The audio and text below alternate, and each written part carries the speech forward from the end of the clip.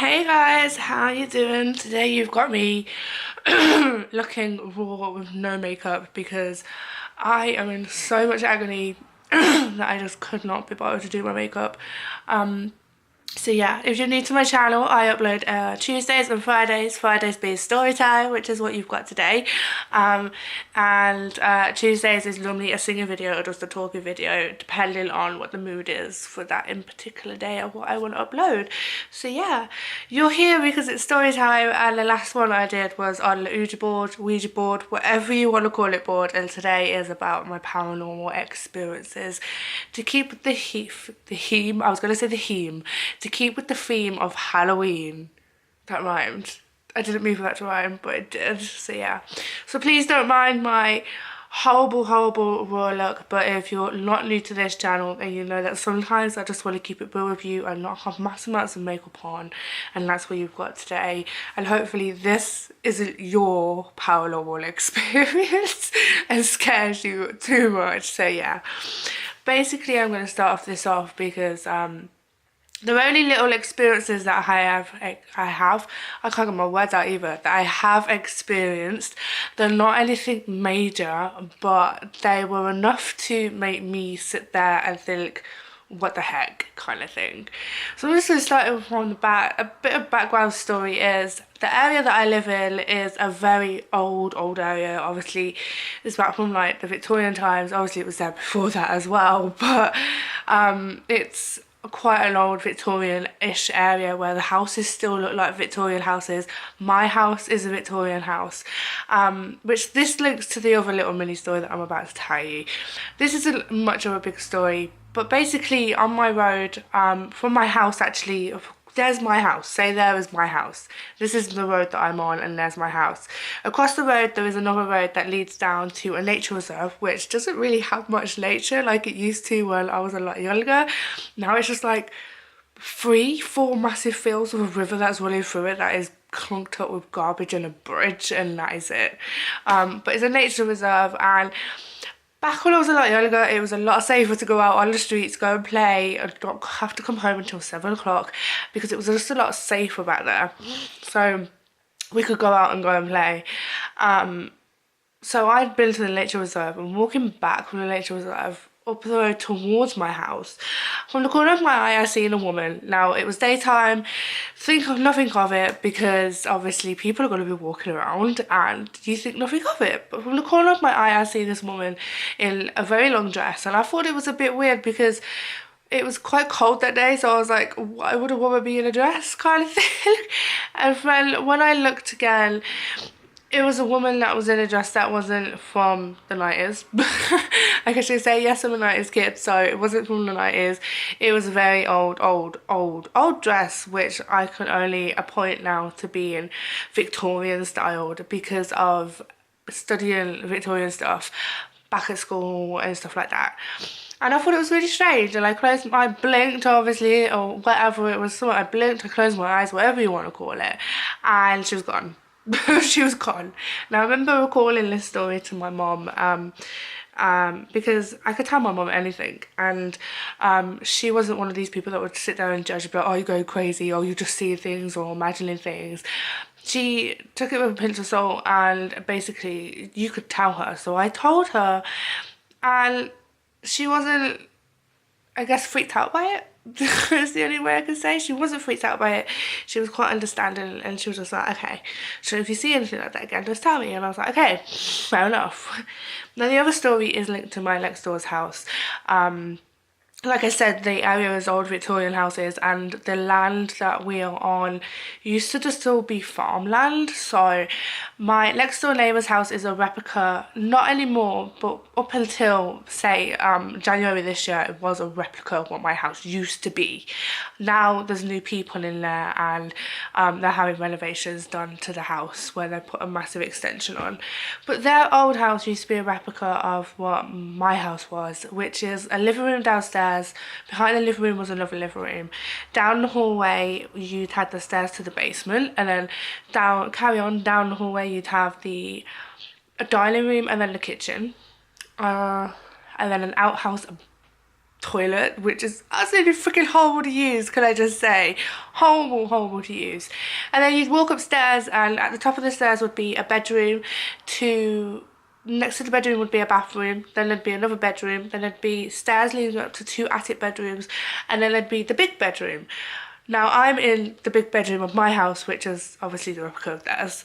And now my house is a lot smaller. There's only one living room. Basically my kitchen is the second living room. That would have been the second living room. The basement is filled up, the attic is filled up.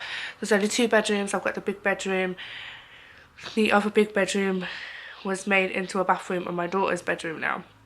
Anyway, back to the story. The owners that used to own the house had been there for a very long time. I'm just going to say wife and husband because I don't want to put their names out there. The wife had basically married the husband, and it was the husband's house when he was a little boy and very young. I don't know if it was his grandparents' house as well, or just his mum and dad's house, but it had been in his family for a very long time, so he'd had that house.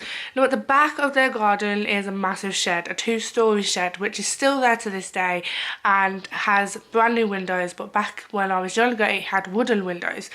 Now the thing about this shed is I was always wary about going near it. Now, our back garden, or yard as Americans would like to say, and their back garden, yard, had a gate that separated, it was a fence and then a gate, so we could go in and out of each other's gardens because my mum and dad were very close with the next door neighbours, and as was I because I was very close, and their son was my godfather, so I was just we were very close neighbours.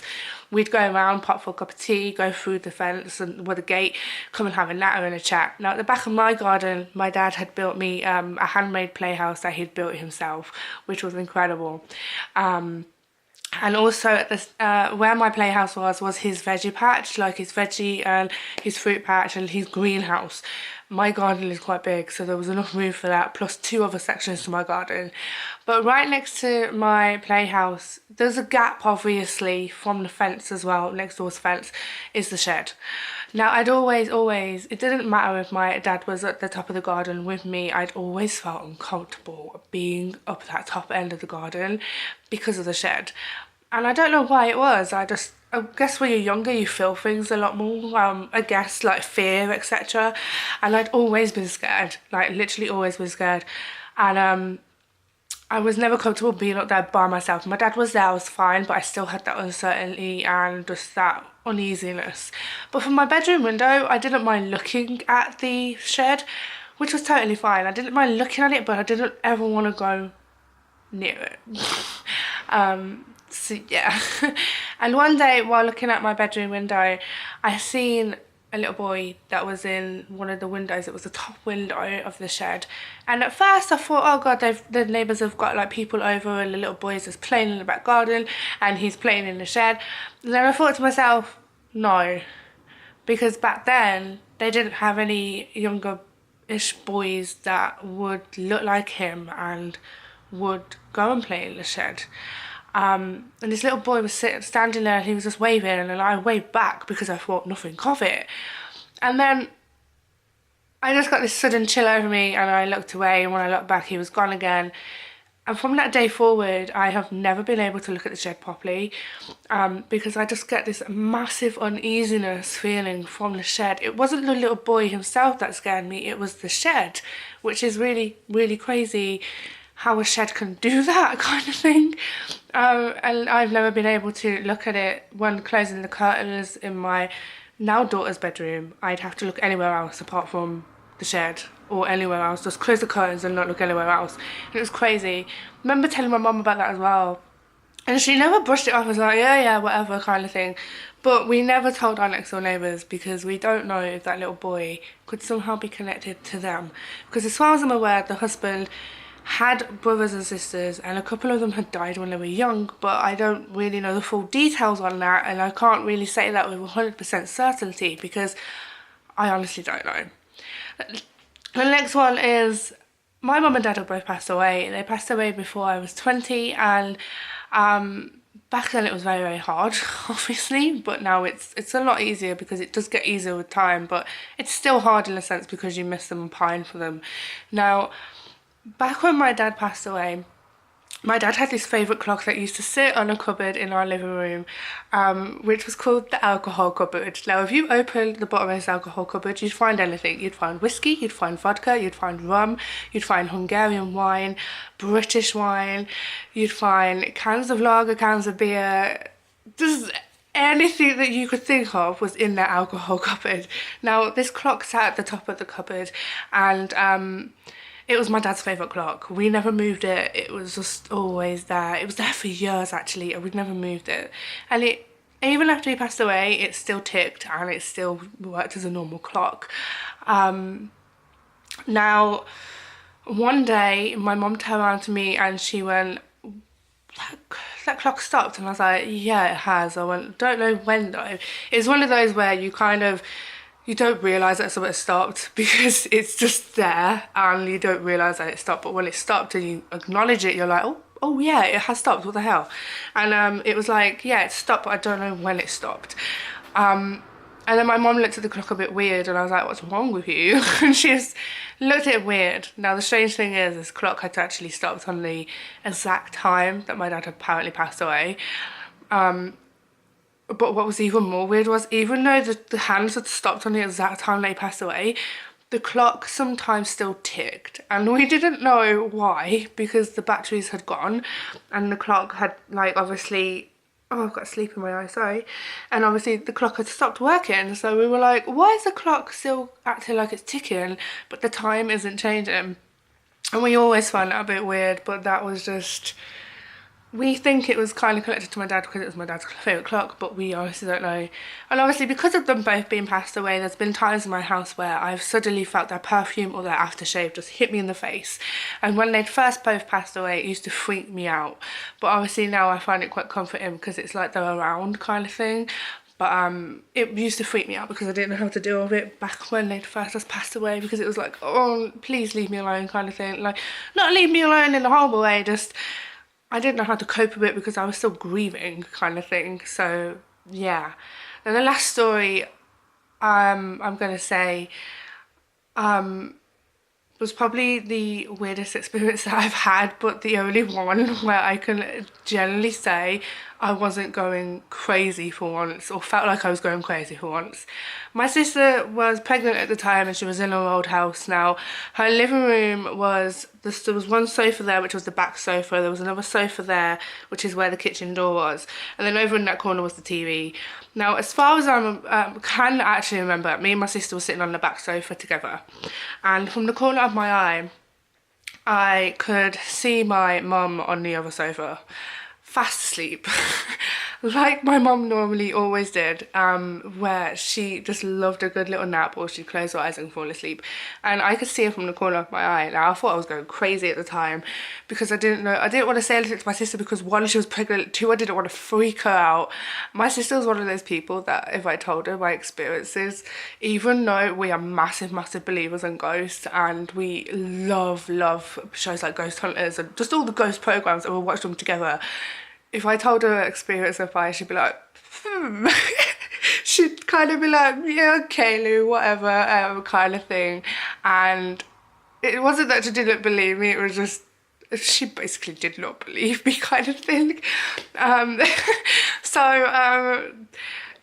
I didn't want to tell her because I didn't want to freak her out and I didn't want her to be like, okay, Lou's having a moment kind of thing. But we kind of looked at each other at the same time, and then she looked at me and she was like, what's wrong with you? And I was like, nothing. And she was like, what's wrong with you? And I was like, I've just seen Mum on that sofa fast asleep from the corner of my eye and I feel like I'm going crazy. And she turned around, just as simple as anything, went, yeah, me too. And I was like, what? I was like, excuse me? And she went, yeah, me too. I've seen her a couple of times. I think she's just here because it's so close to me giving birth to the baby that she's kind of wanting to be around. And I was like, I sat there and for once in my life I was like, I'm not going to feel like I'm going crazy, and my sister has seen it too, and my sister just seen this thing, and like, seen this thing, bloody hell, my mum's not a thing, just seen my mum at the same time, and I'm not going crazy because my sister's seen her as well. And it was like the first time that I'd ever had like an experience where my sister had seen it. I'm so sorry, Mum. Seen her as well, and I wasn't feeling like I was going crazy because I had someone else to back up what I had seen. So I was like, okay. But it was just so funny how she turned around so simply and easily and went, yeah, me too. And I just remember bursting out laughing, and it still makes me laugh to this day because she said it so casually. But it's always good to have someone else back up your little mini story and not make you feel like you need to be in a loony bin. So yeah, those are my stories. I know they're not that scary. They're quite comforting really, because there were a couple of them about my mum and my dad, so it was quite comforting. But they're my stories, and if you have any stories, I'd love to hear them, because I'm obviously, like I said in the last video, I'm fascinated by all the paranormal, spiritual stuff, and I would love to hear your stories. So if you do have any stories, find me on Instagram, find me on Twitter, find me on here, and leave a comment wherever it is, and please let me know your stories. If you like this video, give it a thumbs up, which is a like. I always get confused with that. If you've subscribed already, thank you, because I know I've had some new subscribers the last few days, and it's absolutely amazing to have you here. I'm flinging my arms around a lot, I'm so sorry.